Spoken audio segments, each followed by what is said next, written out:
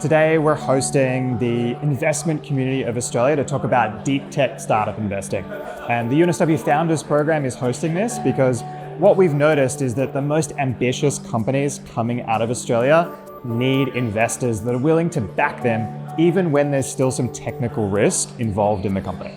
Deep tech companies don't happen in a vacuum. They require a whole ecosystem of people to raise them. And part of the work that we're doing here at UNSW Founders is to make sure that great deep tech founders are supported by a whole ecosystem ready to provide that support. That's why events like this is so important. Australia has tremendous potential across so many different areas in deep tech.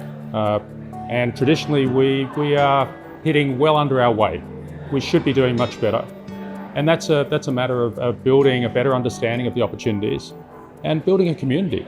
There are a lot of founders that go overseas and build their companies in the US, and that's what I think we need to change. If we want Australia to increase its economic complexity and grow from just a natural resource extractor into a high-tech, high-functioning economy, those founders have to build the startups here. They have to bring the jobs here. They have to bring the tax revenue here, and they have to bring the spoils of a successful startup here instead of doing it overseas. Events like this are really important for building ecosystem.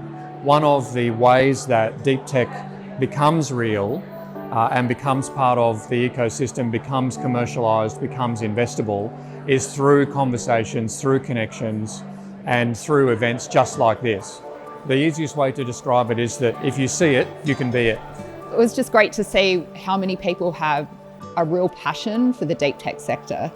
It's changed so much in the last 20 years, and today it just really hit home for me how sophisticated the ecosystem in the industry has become.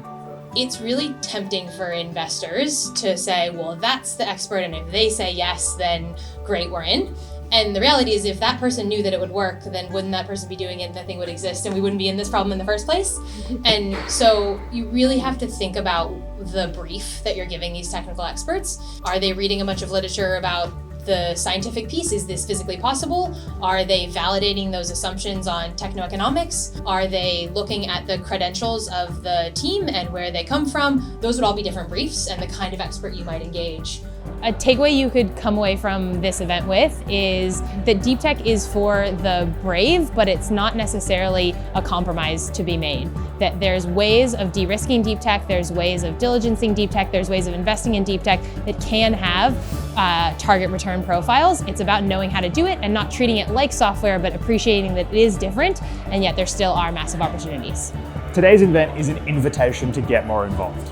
So the University of New South Wales is an incredibly permeable campus. People should be coming to our events, they should be building relationships with the scientists and researchers that are on the cutting edge of what's possible, because it's from these relationships that people will be able to better understand the investment opportunities that are available to them.